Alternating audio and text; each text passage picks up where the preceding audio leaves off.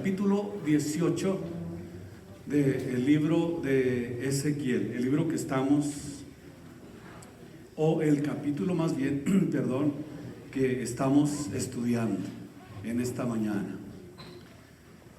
Estamos hablando de la responsabilidad espiritual de cada creyente, la responsabilidad espiritual de cada uno de los hijos de Dios individualmente.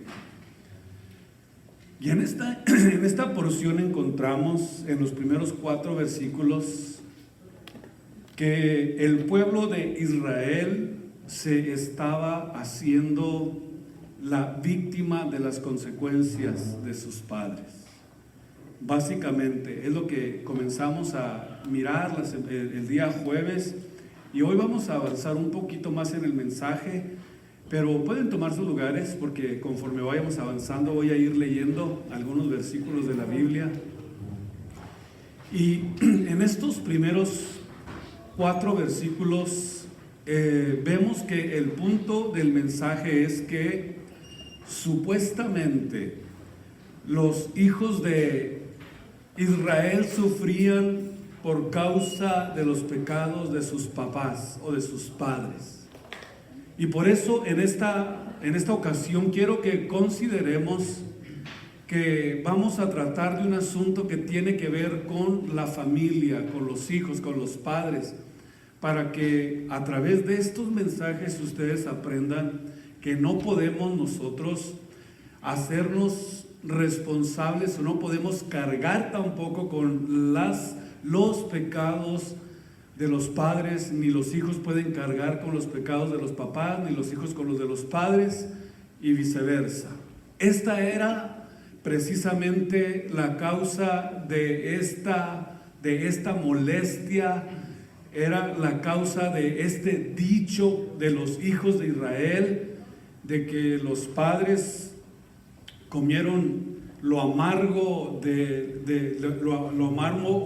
o el zumo de la uva, y nosotros estábamos sufriendo los efectos que produce una uva agria, que produce algo agrio que no está completamente maduro, y de eso estábamos tratando el jueves pasado. O sea que los judíos en el tiempo de Ezequiel le estaban echando la culpa a las generaciones anteriores por estar ellos cautivos en Babilonia, y se rehusaban a aceptar la responsabilidad de que ellos tenían, óigame bien, de que ellos tenían ante Dios la culpa de sus problemas, la culpa de lo que estaban padeciendo, la culpa de lo que estaba sucediendo con ellos, pero ellos se rehusaban a aceptar esta realidad, y esto es lo que son los propios pecados. O sea, los pecados de cada uno de ellos eran los que habían causado esta situación que ellos ahora en este momento estaban viviendo. Al parecer, los hijos de Israel estaban basándose en lo que dice Éxodo capítulo 34 versículo 7, y aquí es donde vamos a iniciar con este mensaje. Aparentemente ellos estaban tomando como base lo que dice aquí: el Dios que guarda misericordia en millares, que perdona la iniquidad, la rebelión y el pecado, y que de ningún modo justificará al malvado, que visita la iniquidad de los padres sobre los hijos, y sobre los hijos de los hijos, sobre los terceros y sobre los cuartos, o como digamos hasta la tercera y la cuarta generación. Y al parecer, pues ellos habían leído esta porción de la Biblia en alguna ocasión y estaban diciendo: estamos sufriendo aquí en Babilonia, cautivos por causa de nuestros padres. Pero vamos a ver qué es lo que realmente quiso decir Dios cuando dijo estas palabras en Éxodo 34:7. Aquí vemos que los judíos tomaron esto como forma o como sistema o la manera como de echarle la culpa a sus padres y le reclamaban a Dios diciéndole: tú dijiste, Señor, que los pecados que tenemos nosotros, o sea, lo que nosotros estamos padeciendo, provienen de mi bisabuelo, de mis padres, de mis antepasados. Pero ahora tenemos nosotros que entender algo muy importante, que ahora como cristiano, tú tienes que decirle a Dios si esto que estoy padeciendo, si esto que está sucediendo en mi vida no es tuyo, yo lo rechazo, yo lo reprendo, yo me rehúso a seguir el camino equivocado de mis padres en el nombre de Jesucristo, porque ahora la gracia y el perdón y la misericordia de Dios ahora están sobre mí y decido. Vean ustedes que esto es una decisión. Es algo que nosotros decidimos y yo ahora decido vivir para ti. Y si tu abuelo y si tu padre, si tus antepasados eran alcohólicos, de seguro tú vas a tener las tendencias a querer seguir ese mismo sistema, ese mismo estilo de vida, pero desde el momento en que tú decides, porque es una decisión, no continuar con esa maldición generacional, tú puedes terminar con ella y puedes acabar con esa generación maldicional que a través de las generaciones va creyendo. Pero más que nada es una decisión lo que nosotros tomamos y no continuar viviendo el mismo estilo de vida que antes vivíamos sin conocer a Jesucristo. Así que, por el hecho de que nosotros hayamos recibido o heredado algo semejante, esto no nos dice o no nos hace a nosotros víctimas. Vean ustedes lo que les estoy diciendo. Aquí los israelitas estaban malentendiendo lo que Dios había escrito y se estaban haciendo víctimas de lo que Dios había escrito, cuando ellos podían decidir, así como nosotros también decidimos un día apartarnos del pecado, del estilo de vida que vivíamos. El día que nosotros lo decidimos, Dios nos dio la liberación, Dios nos dio a nosotros el poder, la victoria y la capacidad para no continuar con ese mismo estilo de vida que vivían nuestros padres. Bueno, si mi padre fue alcohólico, si mi padre fue mujeriego, si mi padre hizo lo que hizo, yo como hijo de él, yo escogí no seguir ese camino. O sea que realmente la intención de Dios al escribir eso es no que ellos iban a necesariamente seguir ese pecado, sino que dice que Él va a visitar ese pecado. O sea que vamos a tener la tendencia a seguir lo mismo que nosotros aprendimos en nuestros hogares. Pero el escogimiento es algo individual. Nosotros decidimos no seguir ese estilo de vida y Dios respalda nuestra decisión. Yo escogí no seguir el camino del alcoholismo. No tengo por qué seguir el camino de mis padres. El punto de lo que Dios estaba diciéndoles aquí en este capítulo 18 del libro de Ezequiel es que ellos estaban utilizando Éxodo 34:7 como una muleta para seguir pisando chueco. Y hay muchos hijos así. Yo soy así por mi papá. Sí, tú, dale, ¿a poco sí? Consideremos. Hagamos un análisis de nuestras vidas, vamos a ver y vamos a descubrir que los israelitas estaban haciendo lo que estaban haciendo porque estaban utilizando algo o agarrándose de algo para justificar el estilo de vida que estaban viviendo. El que dice, yo soy así porque mi padre hizo esto, hizo lo otro. ¿Sabes por qué lo estás haciendo? Porque quieres pecar sin que nadie te moleste, pero no lo aceptas.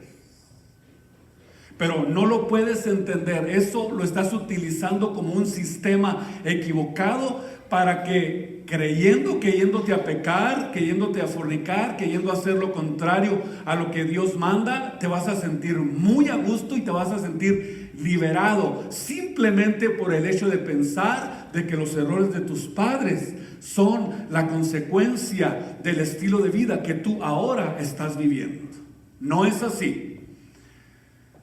Ahora vemos aquí entonces que, queriendo utilizar este tipo de argumento, lo hicieron con la intención de seguir pecando, de no arrepentirse de su pecado y también tener una forma de justificación.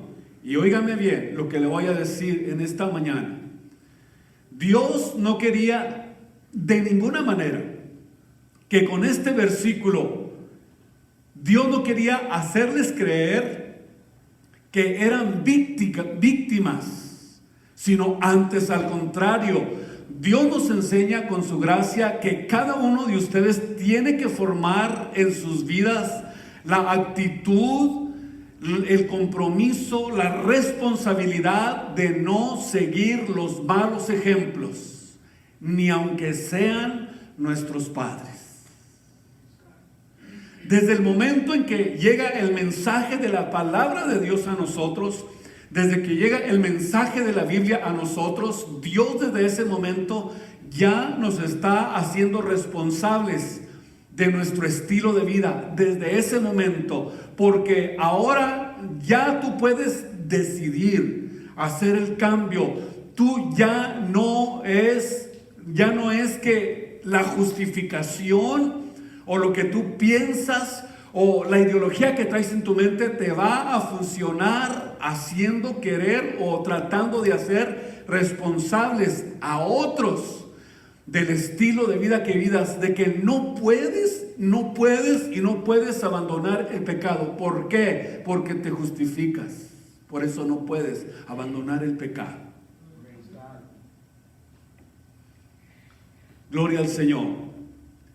Por eso nosotros estamos con la instrucción de la Biblia, con la instrucción de la palabra de Dios, estamos formando un carácter distinto, un carácter diferente. No tenemos que seguir las malas actitudes, los malos ejemplos, y lo repito, ni aunque se trate de nuestros padres, ni de nuestros abuelos, ni de nuestros antepasados.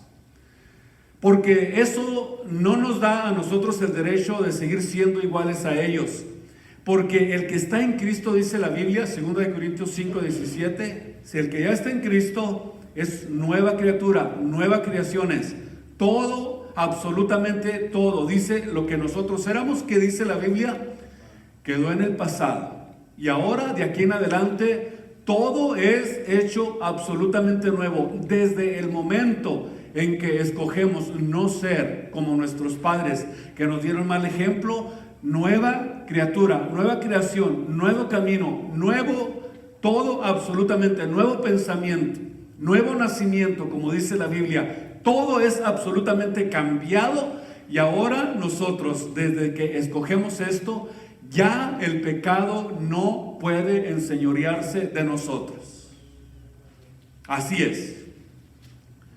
Cuando nosotros escogemos no ser lo que fueron nuestros padres o pensar, yo no quiero seguir el ejemplo, por ejemplo, yo decidí no seguir el ejemplo del alcoholismo de mis antepasados, pero ese fue realmente un escogimiento. Pero si yo hubiera dicho, pues por culpa de mi padre yo heredé el alcoholismo y borracho había nacido y borracho de morir, ya es una decisión. Vean ustedes la expresión, ¿verdad que ustedes conocen esa expresión? Hasta la han cantado, no sé si ¿Y por qué? Porque es una decisión que tú tomas. Es una decisión. Cada vez que nosotros pensemos en esto, es nosotros lo que decidimos. Pero realmente vemos que cada quien es culpable de sus maldades. El punto de la ley de Dios es que Dios nunca dijo que Él castigaría a los hijos por los pecados de los padres, sino que dijo que podían transmitirse los pecados. Pero no nos culparía a nosotros por algo que nuestros padres hicieron. Y que no nos culparía por lo que ellos hayan hecho, porque nosotros somos la cuarta generación. Haz la cuenta, verás que tú eres la cuarta generación.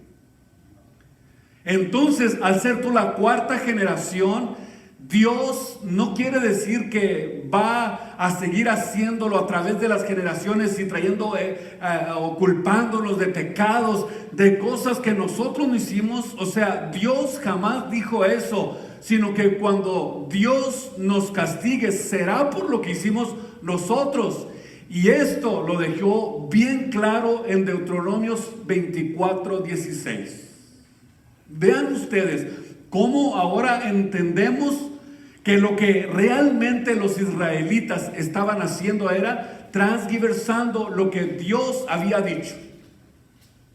Porque en esta porción de la Biblia, Deuteronomios capítulo 24, versículo 16, dice claramente que el padre no puede responder por los pecados del hijo, ni tampoco el padre por los pecados, el hijo por los pecados del padre, sino que cada uno, óigame bien, sino que cada uno morirá por su pecado.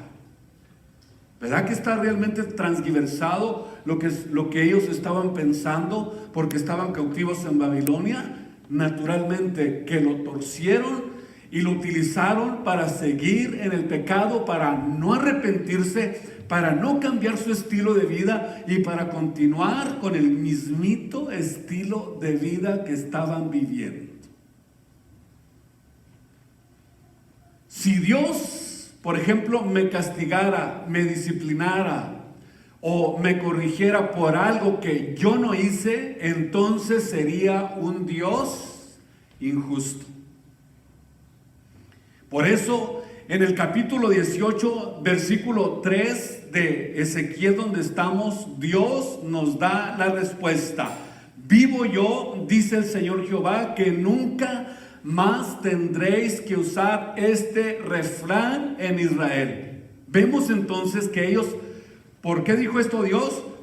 La razón por la que dice, ya no tienen que utilizar este dicho tan popular entre ustedes, porque pervirtieron mi palabra.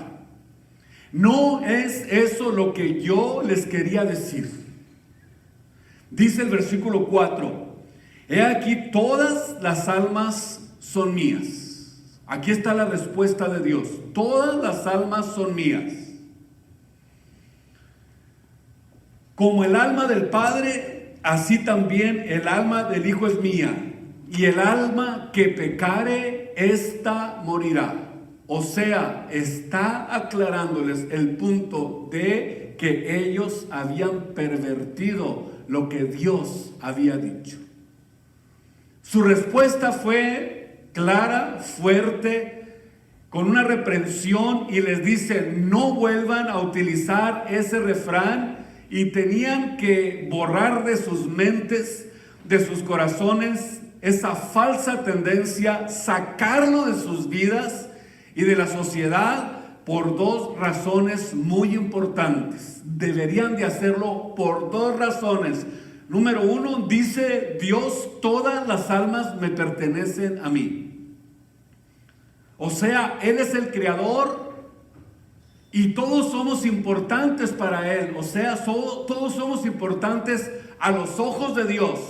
Y Dios no juega de ninguna forma a tener favoritos, sino que es justo y considera a cada individuo, a cada persona, a cada creyente responsable de su propio pecado, porque delante de Él no hay favoritismos. O sea, Dios no tiene consentidos. Dios no acaricia y apapacha a unos y a otros y a otros no le importa lo que hagan. No, por eso cuídate cuando alguien o cuando el enemigo se acerque, cuando el diablo se te acerque, cuando el adversario se te acerque y te diga, tú eres especial. Y luego te la empiezas a creer y ves, no, yo tengo dones, yo tengo unos dones tremendos que nadie tiene, soy especial. Y empiezas a creer que eres especial. Es que tengo un no sé qué tan especial y Dios se fija más en mí que en ninguna otra persona. Soy el consentido de Dios. Dios no tiene ese tipo de creyentes. No, Señor. Cada uno, dice también la Biblia, va a dar cuenta, 2 Corintios 5:10, lo que hubiere hecho por medio del cuerpo, sea bueno o sea malo. Dios en algún momento de nuestras vidas nos va a llamar para que nos presentemos ante el tribunal de Cristo y cada quien recibirá su recompensa, lo que hubiere hecho por medio del cuerpo, que es el punto de partida donde Dios nos va a juzgar. ¿Saben una cosa? Dios nos ama por igual. Por eso es que Dios no tiene consentidos. La gracia de Dios se extiende a todos por igual. De otra forma, Dios no pudiera ser un Dios parcial, no pudiera juzgarnos justamente. Y número 2, toda alma es enteramente responsable. La segunda razón, toda alma es enteramente responsable de su conducta delante de Dios. Por eso dice la Biblia, el alma que pecare, esa morirá. No el papá, no la mamá, no el abuelo, no el bisabuelo, no, son tus pecados los que te pueden llevar a la condenación. Son los que te van a hacer culpable o también son los que te van a dar la salvación. Pero ¿qué es lo que realmente significa el alma que pecare, esa morirá? No solo se refiere a la muerte física, porque naturalmente todos físicamente tenemos que morir, justos y pecadores, sin excepción, sino que más bien se refiere a la ley de la responsabilidad moral e individual del pecado de cada individuo. Porque nadie será juzgado por los pecados que los demás cometieron, y para muchos como resultado de esto traerá la muerte eterna o la separación eterna de Dios, que es más bien a lo que se refiere la palabra de Dios. Y cuando nosotros entendemos esto, cuando nos damos cuenta que Dios no nos hace a nosotros responsables por las actitudes o por el camino, por lo que nuestros hijos hagan, eso realmente nos da a nosotros un alivio y nos da un descanso. Y nos damos cuenta que estamos ante un Dios que es absolutamente, gloriosamente justo. No es justo que tú, como padre o como madre, no seas feliz o estés pasando tribulación y angustia por los pecados de tus hijos. Porque ellos, nuestros hijos, jamás nos podrán echar la culpa de sus pecados.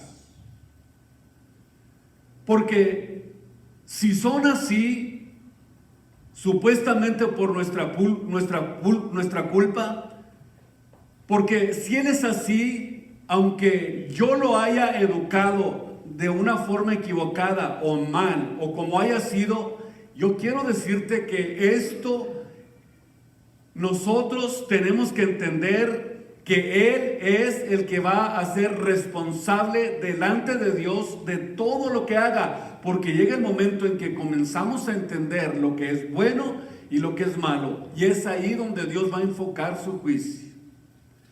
Porque algún hijo puede decir, es que yo tuve un mal ejemplo de mi padre, pero tú entiendes, tú comprendes lo que es bueno y lo que es malo.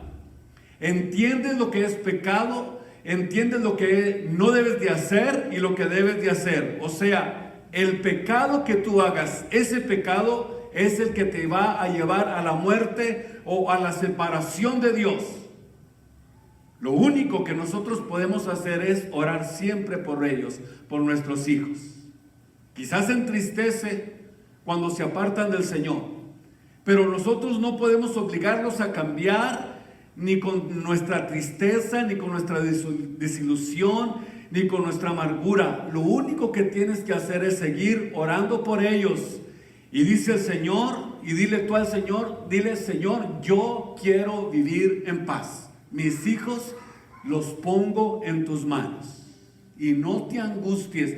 No tienes por qué estar angustiándote, desilusionándote, lleno de tristeza. Ponlos en las manos de Dios y espera en Él, y Él va a hacer la obra en ellos de una manera gloriosa, maravillosa, de tal forma que lo vas a ver regresando al redil, a servir a Jesucristo. Esto debe de darnos paz y decir: yo quiero vivir en paz. Porque cuando nosotros, cada uno de nosotros como padres, lleguemos al reino de los cielos, Dios no nos va a decir: tienes un hijo en el infierno por causa de tus pecados. No vamos a escuchar eso. Dios jamás hará eso con ninguno de nosotros. La razón es porque encontramos aquí el ejemplo más claro de lo que Dios quiere decirnos. Vamos a ver aquí en el capítulo 18, versículo 5 al versículo 9. Quiero que ustedes me sigan muy detenidamente en esto que vamos a leer, porque aquí está la respuesta de todo lo que hemos estado hablando. Y el hombre que fuere justo e hiciere juicio y justicia, que no comiere sobre los montes, ni alzare sus ojos a los ídolos de la casa de Israel, ni violare a la mujer de su prójimo, ni llegare a la mujer menustrosa, ni oprimiere a ninguno, al deudor tornare su prenda, que no cometiere robo, que diere pan al hambriento y cubriere al desnudo con vestido, que no diere al logro ni recibiere aumento, de la maldad retrajere su mano, e hiciere juicio de verdad entre hombre y hombre, y caminare en mis ordenanzas y guardare mis derechos para hacer verdad, este es justo, este vivirá, dice el Señor. Muy bien, encontramos aquí el ejemplo de cómo el juicio de Dios está basado en la conducta y responsabilidad individual. Lo vamos a ver. Estamos hablando de una responsabilidad individual y personal. Por ejemplo, aquí está un padre que es creyente, que es justo, que realmente confía en el Señor, que es un creyente verdadero, y la Biblia nos explica aquí quién es y quién no es el verdadero creyente. El verdadero creyente no es idólatra, no es inmoral, no es adúltero, no es fornicario, no oprime a la gente, no es un explotador, no es un ladrón, y tiene todas las cualidades de lo que la Biblia enseña y está siguiendo en sus caminos de una forma específica como Dios lo manda.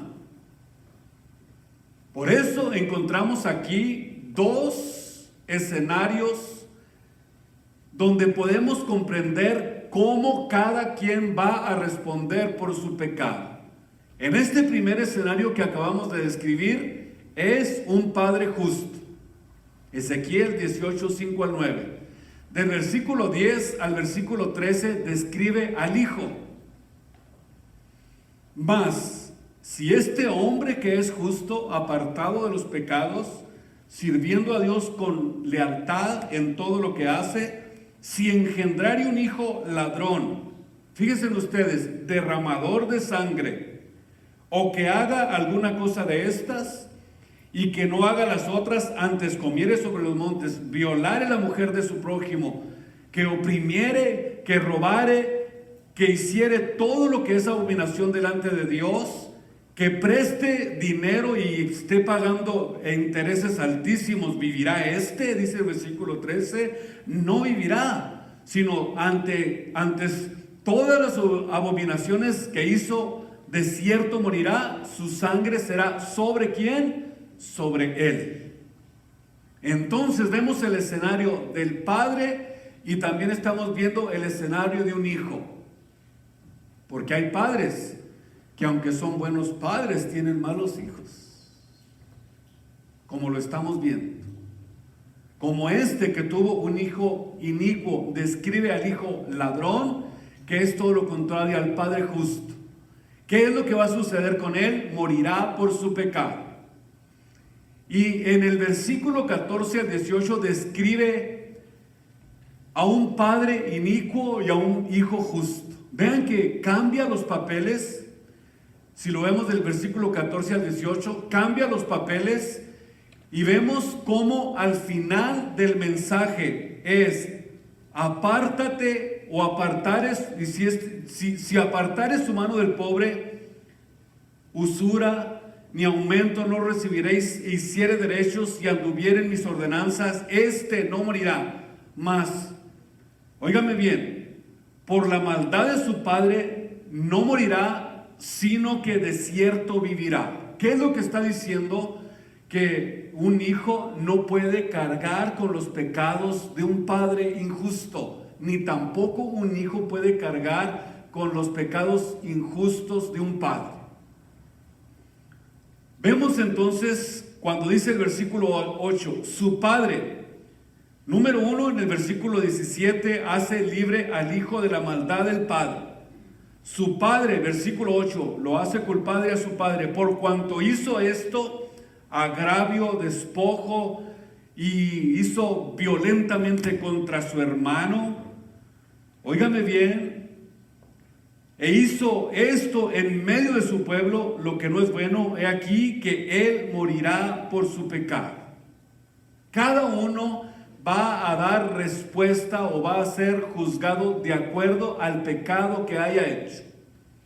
Por eso encontramos en esta parte, cómo describe a un padre inicuo y a un hijo justo.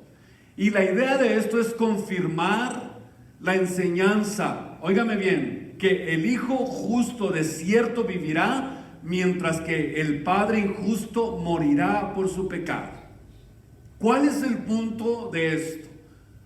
Quiero decirte, no le eches la culpa a tus papás de tu pecado. No, pues mi papá, según él, hay hijos que se expresan así, según él es un cristiano, pero es un hipócrita. Ok, pero tú no seas como él.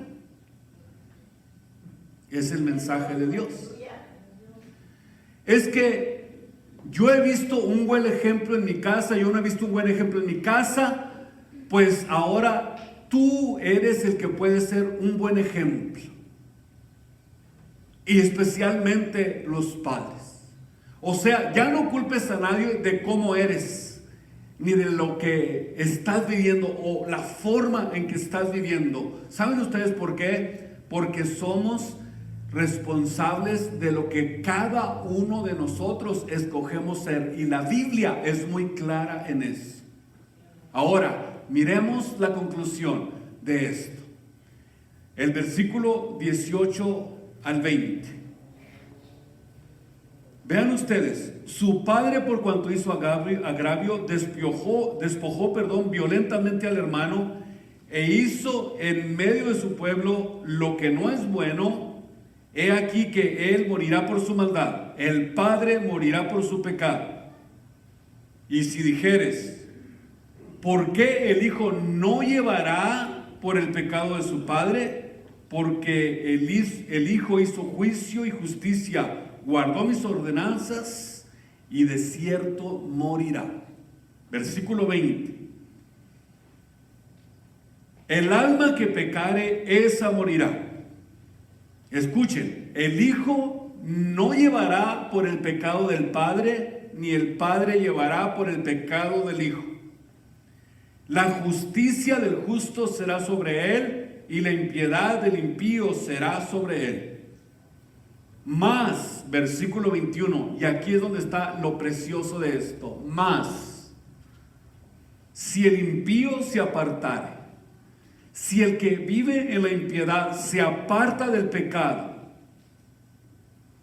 y hace guardar los mandamientos de Dios y comienza a andar en las ordenanzas, comienza a caminar en la obediencia de la Biblia, de la palabra de Dios, e hiciere juicio y justicia, de cierto vivirá, y no morirá. O sea, todas sus rebeliones que cometió no le serán recordadas jamás en su justicia que hizo, sino que antes, al contrario, aquel que comienza a caminar en la gracia de Dios, aquel que ha entendido el mensaje de la palabra de la cruz, de la palabra del sacrificio de Cristo, aquel que se ha apegado al evangelio de salud, el evangelio de salvación, de cierto vivirá. O sea, cuando nosotros comenzamos a comprender realmente el mensaje que trae el sacrificio de Jesucristo y nos apegamos a él, la Biblia dice borrón y cuenta nueva. Todo, absolutamente todo queda en el pasado. Si alguno ya está en Cristo, una nueva criatura es, comienza en algo nuevo, comienza en algo distinto, comienza a caminar con Dios, y todo lo que hace de aquí en adelante prosperará. Todo lo que hagamos caminando con Dios va a ser recompensado. Absolutamente todo. No moriremos. Nosotros no estamos esperando la separación eterna de Dios. Antes, al contrario, estamos esperando encontrarnos con Él, que es donde está nuestro anhelo, donde está nuestro deseo, donde está nuestro espíritu ardiente, deseando el momento de poder encontrarnos con Jesucristo. Ya no hay condenación, dice Romanos capítulo 8, versículo 1, no hay condenación para los que están en Cristo Jesús. Pero acuérdate, somos responsables de nuestra vida espiritual, cada uno individualmente. Tú no vas a poder salvar a tu hijo, ni vas a poder hacer nada por él, ni tu hijo puede hacer nada por tu padre, sino que cada uno dará cuentas a Dios del estilo de vida que vivió mientras estuvo en esta tierra. Ahora, en la gracia de Dios, todo es nuevo. El sacrificio de Cristo hace la diferencia en nosotros. Porque de tal manera amó Dios al mundo, que dio a su Hijo unigénito, para que todo aquel, hijos, padres, no importa, para que todo aquel que en Él crea no se pierda, sino que tenga la vida eterna. También dice la Biblia, mas Dios muestra su amor para con nosotros, que siendo nosotros aún pecadores, óigame bien, qué glorioso regalo, Cristo murió por nosotros, para salvarnos del pecado y de la muerte, para darnos vida eterna y para darnos la promesa de un día estar eternamente a su lado. Esto es lo mejor que nos pudo pasar. Por eso le damos gracias a Cristo por ese sacrificio hecho en la cruz del Calvario una sola vez, que nos libró del pecado y de la muerte. Así que gracias Señor por tu sangre preciosa. Pónganse de pie en esta tarde. Todavía un poco de mañana. Así que vamos a entender que la responsabilidad espiritual es